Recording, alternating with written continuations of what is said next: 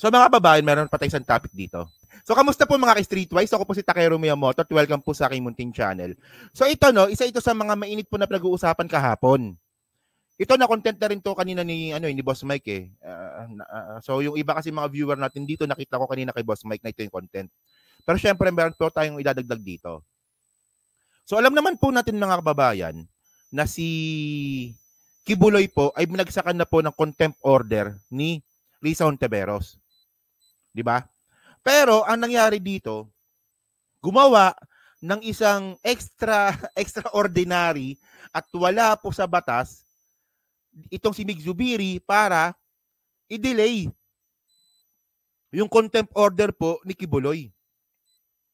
So nakapagtaka lang kasi mga kababayan dito. 'Di ba nung una, yung contempt order po ni Kibuloy hindi pinirmahan ni Zubiri. Kung hindi pa po yan na-i-public, malamang wala tayong kaalam-alam, 'di ba? Nung unang sampina pala, nung unang sampina, 'di ba, naglabas ng sampina si Risa Hontiveros para isampina si Kibuloy, hindi pinirma ni Mig Zubiri. Pero eventually, dahil nga po sa nag-ingay si Risa Hontiveros, napirmahan na. So ang lumalabas ata 3 sampina yung lumabas, yung isa doon hindi pinirma ni Mig Zubiri. Okay. So ngayon nga po, dahil nga po sa sampina na binigay nga po ng Senate Committee, ngayon ang kasunod na nun kasi, dahil nga po sa hindi pag-attend nga po ni Kibuloy, is yung warrant na, yung arrest warrant na. Kasi ko-contempt na kukulong na siya . So ngayon, ang ginawa ngayon ni Mig Zubiri, dinilayed na naman. Kaya ako medyo nagtataka na rin po talaga ako dito kay Mig Zubiri . So ngayon, ang sabi ni Mig Zubiri, meanwhile, Senate President Juan Miguel Zubiri issued a 48-hour show cause order to Pastor Apollo Kibuloy for failing to attend the Senate hearings and said he is ready to issue a warrant of arrest against the controversial televangelist if he still defies the order to attend the chamber's hearing on his cases. So ngayon mga kababayan, okay, 2 beses na po na delayed yung contempt order kay Kibuloy. So yung una, 'di ba, yung una dito sa Senate at yung pangalawa yung nangyari kahapon sa Congress naman. 'Di ba, nakita naman po natin na si Topacio, 'di ba, dinilayed. Pumayag naman yung Congress. Okay. So ito mga kababayan, ang tanong kasi natin dito, meron bang basihan si Zubiri para gawin to? Base po sa mga nabasa ko, mukhang wala. Mukhang wala. Siyempre may ebidensya po tayo dyan. Ito para mas maganda, alam ko napanood nyo na rin to, pero panoorin ulit natin para po kompleto po yung content. Sige, ito yung sinabi nga po ni Mig Zubiri na wag muna siyang ipa-contempt si Kibuloy, show cause order muna. Sige. Issue about the indirect contempt. So under the ruling of the Supreme Court, we must exhaust all legal avenues, in other words, due process. So ang request ko kay Senator Risa, all she has to do is come up with another committee hearing really quickly, maybe today, maybe tomorrow or Monday, to order a show cause order, to give a show cause order. Kasi nasa Supreme Court ruling yan . I don't want to be in violation of Supreme Court ruling on the family issue. Kasi lumabas na I think last month, di ba? Of course, it's moot in academic dahil bagong kongreso na ngayon. Pero kakalabas lang last month or 2 months ago on the issue of family, on how Congress should conduct its rules on contempt and of arrest orders. So nakalagay doon, we must exhaust all legal due process. So we have to. It says there that they must show cause order. We must show cause order. So okay, ulit na So ang sabi ni Zubiri dito, kailangan daw ng show cause order at yung ginamit niya nga pong kaso ay yung kaso ng Parmali. Na lumabas daw po yung decision sa Supreme Court last month or last 2 months. Actually, naghahanap po ako ng decision po ng Supreme Court nung last month or last 2 months regarding po sa Parmali, wala namang ganon. Walang ganon. Naghahanap po talaga ako. Walang ganon. Yung meron lang po, yung pinakahuli, yung nangyari po noong November. Ito yon. So ito po yung binabanggit po ni Zubiri. Sa tingin ko ito kasi ito yung pinakahuli. November 2023. Supreme Court Senate committed grave abuse of discretion in issuing contempt and arrest order versus Parmali resource person. Sa tingin ko ito yung sinasabi ni Zubiri kasi yung sinasabi niya nga kanina na lumabas last month or lumabas 2 months, wala namang ganun eh. So nung ni-research ko ito yung lumabas. Ito yung pinakahuli. Ito po yung pinakahuli na desisyon po ng Supreme Court regarding po sa Parmali at saka doon po sa contempt. So ang tanong ngayon, pwede bang ikumpara yung nangyari po sa Parmali at yung nangyari po kay Kibuloy? Parang hindi. Parang hindi. Ang labo ni Zubiri dito talaga. Sa totoo lang. Pinilit po talaga ni Zubiri na ipasok itong desisyon ng Supreme Court sa Parmali para i-connect kay Kibuloy. Ang labo nito kasi ito, pakita ko sa inyo kung ano ba nangyari dito. Kasi meron kasi tayo, para mas malinaw, no? Yung comment kasi ni Lynn Mariano. Meron kasi tayong tinatawag na jurisprudence. Ayan ng tama ba? Jurisprudence. Jurisprudence nga tatawag doon. Meron tayong tinatawag na jurisprudence. Na kung ano ba yung jurisprudence po kasi, kung ano po yung desisyon ng korte sa isang kaso at the same lang din naman sa nangyayari sa isang kaso, pwedeng gawing basehan yon. Kaya ito yung ginawa ni Zubiri. Buti nga nabanggit mo yan. At least explain po natin. So ganun yon. So for example, di ba kunwari yung isang kaso is same lang nung isang kaso, so pwedeng maging basehan yung naunang kaso dun po sa current na kaso. So parang ganun yung nangyari dito. So ganun po yung ginawa ni Zubiri. Na parang pinilit niya yung nangyari sa contempt order ng Parmali at kay Kibuloy. Pero ang labo nito mga kababayan. Kasi nung binabasa ko to, parang ang labo naman. Parang ang labo na i-connect ito kay Kibuloy. Kasi unang-una, basahin lang natin to Sabi dito, the Senate Blue Ribbon Committee issued subpoenas directing officers of Parmali Pharmaceuticals Corporation, including Ong as Parmali Board Directors Member and Supply Chain Manager, as well as Yang, a member of the Philippine Full Win Group. So ngayon, ang pinapasubpina nito dati ng Parmali, si Yang tsaka si Ong. Tama ba? Si Yang tsaka si Ong. Yun nga lang, hindi sila pumunta. So pinasubpina. Pero ang nangyari pa nun, Ong and Yang initially failed to appear at the first hearings, but later voluntarily attended the hearing on September 10, 2021. The committee, however, issued an order against Ong and Yang, citing them for contempt and ordering their arrest for testifying falsely and evasively during the hearings. So ngayon, sa una pa lang mga kababayan, ang labong ikumpara nito sa kaso ni Kibuloy kasi si Yang tsaka si Ong pumunta po ng hearing. Pumunta ng hearing. Yung sa Parmali. Si Kibuloy hindi. Diba? So, malinaw dito na pinilit lang talaga ni Zubiri na i-connect yung nangyari sa Parmali dito sa nangyayari po kay Kibuloy. So, syempre, ang tanong dito, bakit ganon? Bakit?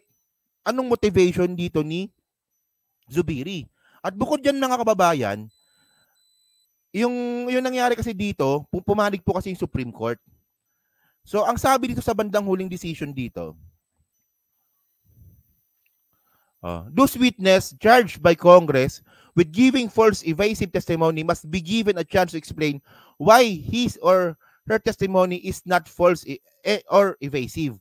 So, kasi pinapakontempt naman ito ni Dick Gordon dati kasi mali daw po yung testimonya. So, pumabor dito yung Supreme Court kasi kailangan mo ng patunayan ng committee na false at mali-mali yung testimonya ng Parmali bago nila i-contempt. Ganun yung nangyari dito. So, ang tanong dito mga kababayan, si Kibuloy hindi naman pumunta ng hearing. Wala pong testimony si Kibuloy. So, bakit kinumpara ni Zubiri yung kaso ng Parmali kay Kibuloy sobrang layo? Walang jurisprudence ito. Pinilit lang po talaga.